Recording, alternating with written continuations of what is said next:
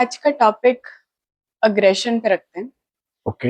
आजकल इतना aggressive behaviour, road rage या छोटी छोटी बातों पे झगड़ा, मैसिव रिएक्शन, इसका कोई साइंटिफिक एक्सप्लेनेशन कि ये क्यों होता है और आजकल क्यों बढ़ गया है, क्या चेंज हुआ है?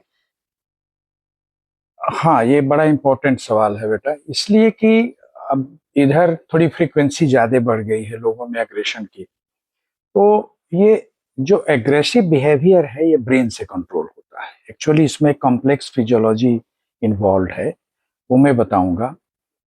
तो ये सेफ्टी के लिए, सेल्फ डिफेंस के लिए और सर्वाइवल के लिए, to provide survival benefits we are evolve with aggression. और इस सबके लिए ब्रेन में इसीलिए सेंटर्स हैं, डिफरेंट सेंटर्स हैं। ब्रेन की यूनिक क्वालिटी ये है कि देखो, सारे फंक्शंस के लिए अलग अलग सेंटर है। भूख लगने के लिए हंगर सेंटर है, भूख खत्म हो गई, खाना मिल गया, तृप्ति हो गई, सेटाइटी सेंटर है, रेस्पिरेटरी सेंटर है, सारे सेंटर, इवन कैलकुलेशन का सेंटर है, मैथमेटिकल सेंटर है, तो लाफिंग सेंटर है। तो उसी तरह से ये fear perception and to respond, ये हमारा इवोल्यूशनरी कंजर्व एक मैकेनिज्म है। इसके तीन मेजर कंपोनेंट होते हैं। एक तो होता है एक्सटर्नल क्लू। एक्सटर्नल क्लू कुछ भी हो सकता है, वो साउंड हो सकता है, कोई गाली दे दिया, कोई कुछ ऐसा अब्यूसिव लैंग्वेज, चुभने वाली बात बोल दिया, तो आप तो सुन रहे हैं यहाँ से, इसीलिए सब ज्ञानेंद्रिय हैं, बट इसकी प्रोसेसिंग एक अलग ढंग से होती है। आप कुछ देख लिए, कोई ऐसा डेंजर दिख रहा है सामने, आपको कोई दुश्मन आ रहा है, या आपको अपने को डिफेंस करना है, तो वो बिहेवियर बदलता है। तो उसके लिए क्या होता है कि हमारे पूरे बॉडी में एक, अगर इसको हम तीन तरह से देखें कि तीन मैकेनिज्म इन्वॉल्व होते हैं। एक तो एक्सटर्नल क्लू मिला, फिर हमारे ब्रेन में हाइपोथैलेमस, हाइपोफिजियल और एड्रिनल एक्सिस एक होता है। तो साइंटिफिक टर्म ना हो जाए, एक बड़ा ही अच्छा एक्सिस है, वो तुरंत रिस्पॉन्ड करता है और हमारे एड्रिनल ग्लैंड से, एड्रिनलिन एक हार्मोन है, या नॉरएपिनेफ्रिन कहते हैं, ये कॉमन नाम नेम्स हैं, सब लोग जानते हैं।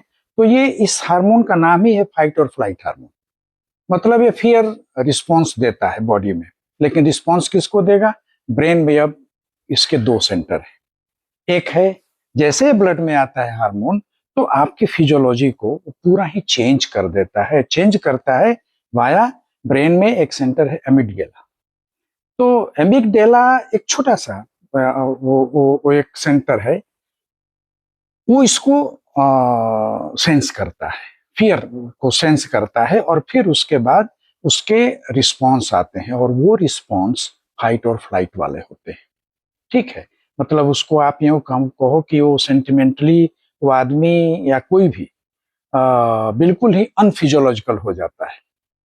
ठीक है ना? तो उसमें जो उसके बिहेवियर होते हैं, वो बिहेवियर वहां से कंट्रोल होते हैं। तो ये तो हमारा इवोल्यूशनरी कंजर्व है। लेकिन हमारी सभ्यता में, सोसाइटी में, वी आर नॉट एनिमल्स ना, वाइल्डनेस वाला कैरेक्टर है जो हमारे में है। लेकिन हम लोगों में ड्यूरिंग कोर्स ऑफ टाइम क्या हुआ कि एक और सेंटर डेवलप हुआ, हमारा प्री फ्रंटल कॉर्टेक्स सब में डेवलप होता है। ये हमारा ब्रेक है। तो वो जो हमारा रिस्पॉन्स होता है एग्रेशन का, वहां से जो एमिगडाला हमको ड्राइव कर रहा है, उस पर ब्रेक लगाता है हमारा, जिसको बोलते हैं ना इम्पैथी, गॉड फियरिंग, और एक लॉजिकल कोई चीज सोचना कि इस इंसिडेंस का क्या आउटकम हो सकता है। तो ये सारी चीजों को एनालाइज करने के लिए हमारा प्री फ्रंटल कॉर्टेक्स है। तो अब क्या हुआ कि अब ये बैलेंस होता है। Amygdala hyper activated, brake, prefrontal cortex, cortex now controls. तो ये जो कंट्रोल बिहेवियर होता है, यही कहीं अगर कहीं एक पॉइंट पे छूट गया किसी से, तो अब वो एग्रेशन में कुछ भी कमिट कर सकता है। तो मैं नहीं कह रहा हूं कि वो जो कमिट कर रहा है उसके लिए एक्सक्यूज है, साइंटिफिकली एक्सक्यूज नहीं है। दैट मीन्स कि you have lost your control of making brake. आपका प्री फ्रंटल कॉर्टेक्स समहाउ उस तरह से एक्टिव उस समय नहीं हो पाया, and then you are committed some crime. या उसके पहले आप ये देखो कि ये होता क्यों है, क्यों किसी में प्री फ्रंटल कॉर्टेक्स कम डेवलप या हाइपर एक्टिव नहीं हो पाता है रियल टाइम पे। उसके लिए बहुत सारे फैक्टर्स होते हैं। उसमें से दो मेजर फैक्टर मैं बताऊंगा। एक तो डेवलपमेंटल प्रोसेस। डेवलपमेंट में क्या होता है कि ये मैच्योर होते हैं 25 से 27 साल के आसपास। हमारा pre frontal cortex particularly it matures जो लॉजिक, एम्पैथी, गॉड फियरिंग, ये सब जो कंसेप्ट देता है, सोशल कंसेंट का कंसर्न की चीजों के लिए हमें जागृत करता है, वो भाव वाला सेंटर, वो भी मेल फीमेल में अलग अलग है। Gents get maturity of cortical region by the age of 27-28, but females by the age of 24-25. इसीलिए एक समाज में कहा जाता है ना कि दे आर कूल, एंड उनका प्रीफ्रंटल कॉर्टेक्स थोड़ा अधिक होने से वो इमीडिएट एग्रेसिव बिहेवियर को कंट्रोल करने में थोड़ी सक्षम होती है। लेकिन जेंट्स वो तुरंत एक एनिमल इंस्टिंक्ट वाले उसमें आ जाते हैं। तो एक तो ये कारण होता है कि आप किस एज में ये एक्शन हो रहा है। अगर 20-22 साल के बीच में कोई लड़का एक्शन या लड़की कर रहा है तो वो अभी मैच्योर, उसका प्रीफ्रंटल हुआ ही नहीं है, ब्रेक मैच्योर हुआ ही नहीं, तो एमिगडाला हाइपर एक्टिव रहेगा। हाइपर एक्टिव रहेगा तो उससे एक और क्या होता है कि जो हमारा रिवार्ड सेंटर है, जो डोपामिन, सेरोटोनिन, ये सब मिलने लगते हैं तो उसको फिर मजा आने लगता है। If I displease someone, if I beat someone, then I start deriving pleasure.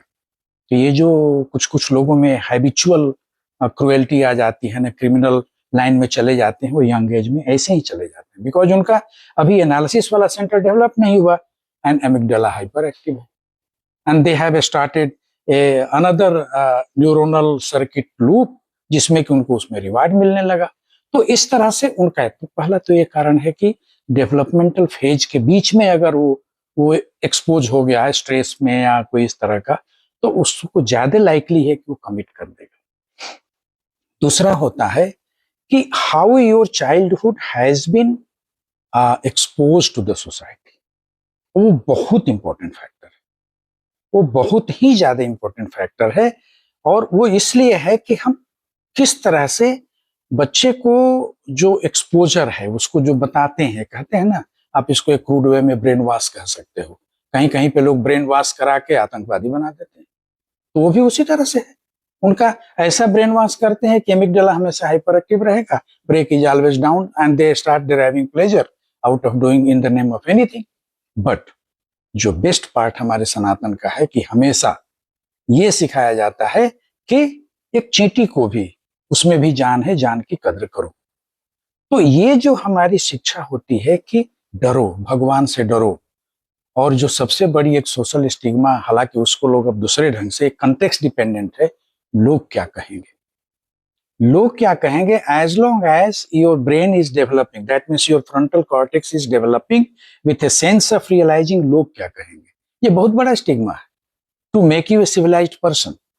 हमारे परिवार के लोग क्या कहेंगे, हमारे गांव के लोग क्या कहेंगे, मेरे टीचर क्या कहेंगे। तो ये भी एक डेवलपमेंट है। इसीलिए देखो जनरली क्लासरूम में टीचर डोमिनेंट होता है, वो ऐसा फेज होता है बच्चों का, और वो जरूरी है। थोड़ा सा उनको स्ट्रेस और ये रियलाइजेशन, तो उसमें क्या होता है कि now they are developing their, they are sensitising their frontal cortex कि भाई हमको एनालाइज करना है। तो ये सब चीजें मिल करके हमारे प्रीफ्रंटल कॉर्टेक्स कॉर्टेक्स को थोड़ा सा हाइपर एक्टिव कर देती हैं in comparison to amygdala, then you behave in a nice way.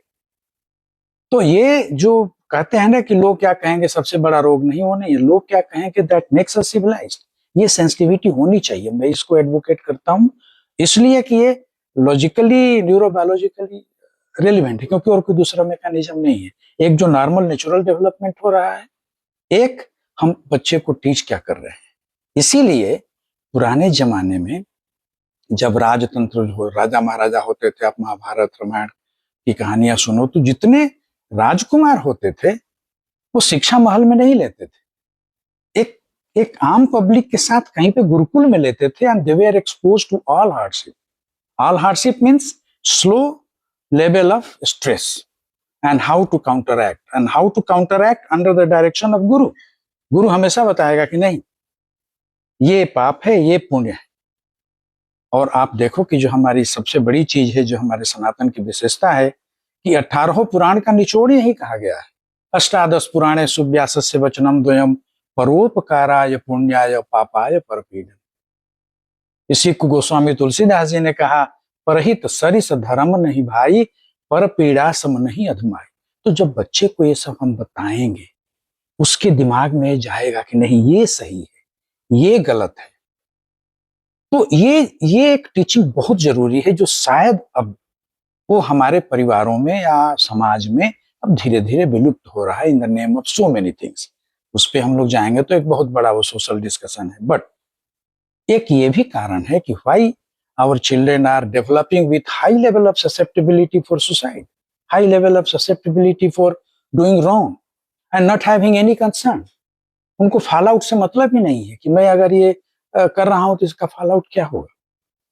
तो ये सब चीजें हमारे उसको हमारे प्री फ्रंटल कॉर्टेक्स को, और ये एज जो 27 में बता रहा हूं, दैट मीन्स आप 30 ईयर मान लो, that means your brain is developing particularly for social concern. इसीलिए तो देखो हमारे वो कहा गया है ना, अयम निजम परो वेति गणनाय लघु चेत साम उदार चरिता नाम तो वसुधैव कुटुंबकम।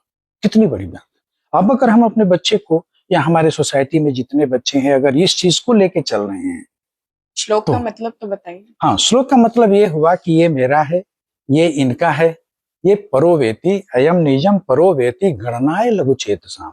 जो लोग ये सब बंटवारा करके देखते हैं उनकी गणना छोटे लोगों में होती है। उदार चरिता नाम तू वसुदेव कुटुंबकम। और जो उदार चरित्र वाले जिनकी ट्रेनिंग हुई है वो, अब मैं इसको फ्रंटल कॉर्टेक्स से देखो, जिसका डेवलप होगा उदार चरिता नाम तू वसुदेव कुटुंबकम। वसुदेव कुटुंबकम means sentiment for every life, sentiment for even an animal. हम सांप को भी भगाते हैं, मारना नहीं चाहते हैं।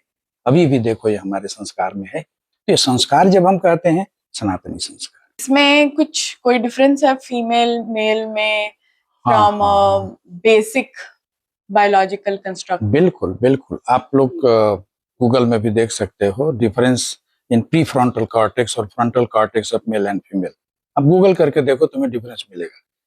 6% high amount of gray matter in relation to total brain volume, females have more developed prefrontal cortex in comparison to male। अब ये कंपैरिजन हो गया तो वॉल्यूम के हिसाब से 6% ग्रे मैटर अधिक होना, that means it is more compact grey matter with mature level of interconnection of neurons, और वो एक मैच्योरिटी को इंडिकेट करता है। तो अब इसमें क्या है कि वो already they are blessed with this quality, कि उनका ऑलरेडी प्रीफ्रंटल कॉर्टेक्स भगवान की कृपा से उनका डेवलपमेंट का पार्ट है कि वो अच्छा होगा ही। अब वो भी अगर ट्रेनिंग नहीं लेंगे तो फिर ये सब जो सुनाई देता है वो भी सुनाई देगा बीच बीच में। ये एक्सपोजर एंड एक्सपीरियंस से ही हमारे ब्रेन सेंटर्स डेवलप होते हैं। कहा जाता है यूज इट और लूज इट। आप अगर प्रॉपर ब्रेन सेंटर को, तो लेडीज में एक तो उनका डेवलपमेंटली उनको इनहेरेंटली थोड़ा एडवांटेज है, प्लस हमारे संस्कारों में पहले से, अब इसको कई एंगल से देखा जा सकता है, they are more accepting to such type of I mean, जब उनको ये शिक्षा दी जाती है तो they are more ready to accept. लड़कों में जैसे हम लोग एज ए पेरेंट्स भी इस चीज को एक्सपीरियंस करें, लड़कों को उसी चीज को समझाना, और वो मुंडी हिला भी रहा है तो समझ रहा है या उसको एक्सेप्ट कर रहा है, it's very difficult to predict. इसीलिए थोड़ी सी उनकी डाइकोटमी हो जाती है, ससेप्टिबिलिटी टुवर्ड्स एग्रेशन। तो ये सब कई चीजें हैं, और यही मेन चीज है व्हाई डिफरेंट इंडिविजुअल मुंडेर मुंडेर मत्तिर भिन्ना कुंभे कुंभे जलम च। एक ही घर के दो बच्चे दो तरह का बिहेव कर सकते हैं in terms of aggression response. Ladies का भी एक्सपोजर अगर दूसरे ढंग से होने लगे और वो सब गड़बड़ हो जाता है थोड़ा यंग एज में, चाहे जो भी हो, जो सोसाइटी में आजकल मीडिया में सुनाई देता है, इसको हम अभी भी एक्सेप्शन मानते हैं। Biologically ladies are not made to do all this things. अगर कहीं बीच में एबरेशन है, एबरेशन कैनॉट मेक्स रूल।